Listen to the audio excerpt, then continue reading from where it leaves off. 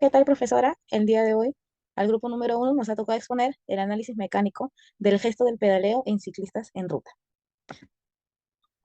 ¿Qué es la biomecánica en el ciclismo y para qué sirve? La biomecánica es un área del conocimiento que tiene como objetivo de estudio el movimiento del cuerpo humano en diferentes circunstancias. En definitiva, trata de observar y analizar la reacción de nuestro cuerpo a diferentes acciones físicas.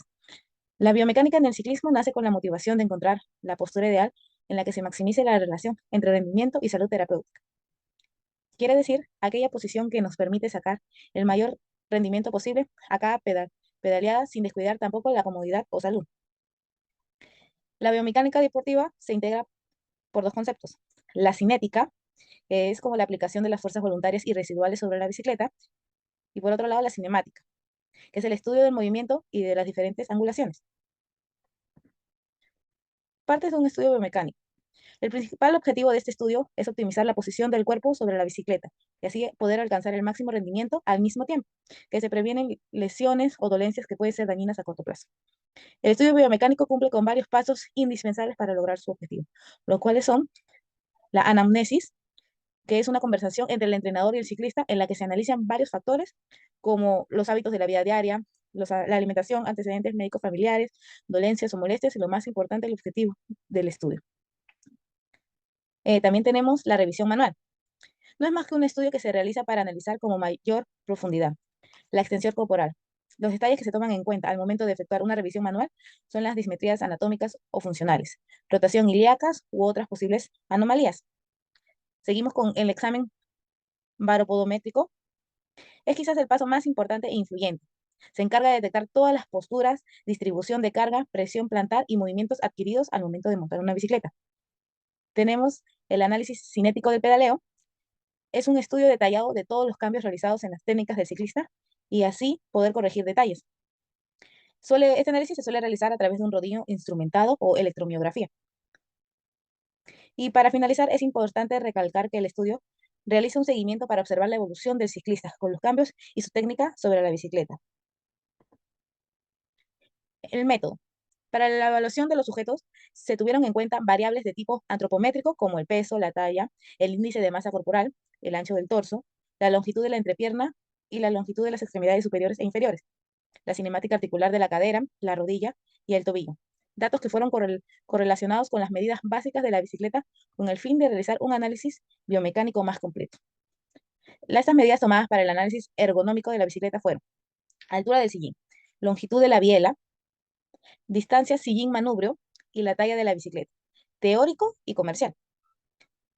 Para saber la altura óptima del sillín, se empleó el método Lemon, entendiendo que HS es la altura óptima del sillín. La altura de la entrepierna, H es la altura de la entrepierna en centímetros y la constante 0,88 en la fórmula. Los resultados. Con respecto a las variables antropométricas obtenidas en los ciclistas, evaluados cabe mencionar. Con relación al peso corporal, se presentó una medida de 68,5 mayor menor a 7,8 kilogramos. En relación a la talla, se presentó una medida de 1,72 mayor menor a 0,04 metros para la estatura. Y en referencia al índice de masa corporal, se presentó una medida de 23,49 mayor menor a 2,45 kilogramos por metro cuadrado, con el fin de maximizar el rendimiento y minimizar la aparición de lesiones deportivas. Se hizo este estudio con el método de Greg LeMond, propuesto por Smith, Peveler, Bishop y E. En 2005, página 310 al 324. Esto para determinar la altura óptima del sillín, definida como la altura en la cual debería estar situada el sillín. Ahora le paso a mi compañera Ana. En la tabla 1 se muestran los resultados obtenidos, entre los cuales se detectan una medida de 76,4 centímetros para la medida de la entrepierna, una medida de 70,5 para la altura real del sillín y una medida de 67,5 centímetros para la altura óptima del sillín, mostrando que luego de emplear el método de Greg-Lemon, el 100% de la población valorada no presentó el sillín en su altura óptima. En la tabla 2 se muestra una medida de 76,4 centímetros para la medida de la entrepierna, una medida de 70,5 para la medida de la altura real del sillín y una medida de 172 milímetros para la longitud de la biela.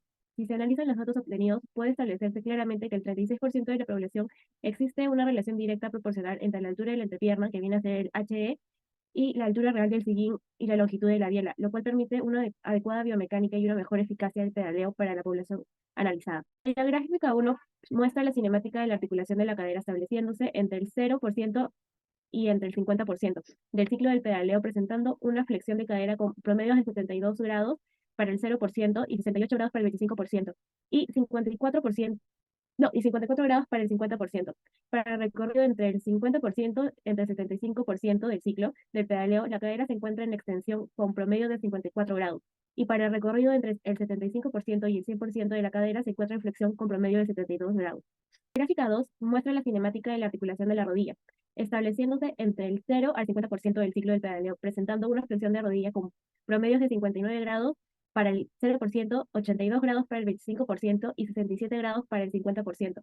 Para el recorrido entre el 50 y 75% del ciclo del pedaleo, la rodilla se encuentra en flexión con promedio de 63 grados, y para el recorrido entre el 75 y 100%, la rodilla se encuentra en flexión con promedio de 57 grados.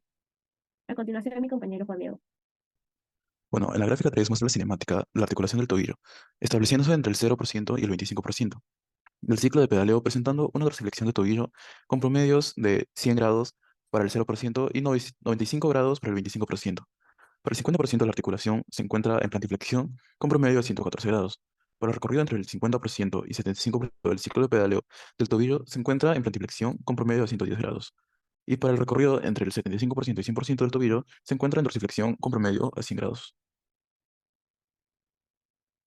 La biomecánica deportiva se ha enfatizado en el ciclismo en mejorar la técnica del pedaleo, tomando como referencia la variable de la altura óptima para el sillín, con el objeto de maximizar el rendimiento y minimizar las lesiones del ciclista.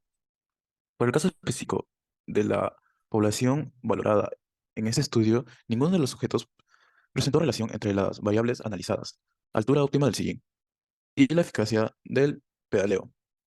Al compararse con otros estudios, el nuestro muestra similitud con los estudios de Borges y Kleinpohl, apoyando los resultados en la teoría propuesta por Alencar y Matías en 2009 y Burnett en 2004, cuando afirman que el ajuste de la bicicleta debe ser individualizada con el fin de alcanzar el mejor rendimiento, la comodidad y la satisfacción del atleta, teniendo en cuenta que un sillín más bajo o más alto en su altura óptima genera disminución en la eficacia mecánica y a su vez un aumento de producción de fuerzas de los grupos musculares que intervienen en el gesto deportivo.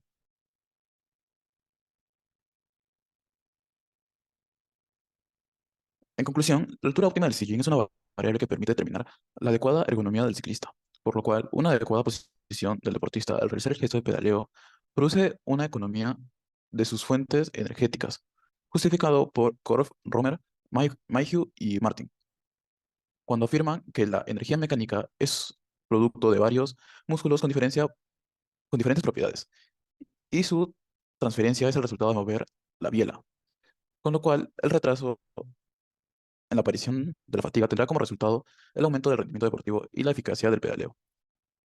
El grupo analizado evidenció que el 100% de los ciclistas no presentó el sillín en su altura óptima, teniendo en cuenta lo eh, expresado por Álvarez en 1995, cuando anunció que los ciclistas recreativos adoptan posiciones más bajas debido a la poca capacidad para ajustar correctamente la altura del sillín. Otra razón podría ser que la inadecuada altura del sillín es considerada de las disminu- es considerada la disminución en la flexión de la musculatura del tronco y miembros inferiores, especialmente los isquiotibiales. El desajuste en la altura del sillín incide en la cadera del pedaleo, específicamente para alcanzar la ventaja mecánica. Entendiendo la relación existe entre las medidas de la entrepierna versus la longitud de la biela, el 36% de la población valora, presentó una adecuada correlación entre dichas variables.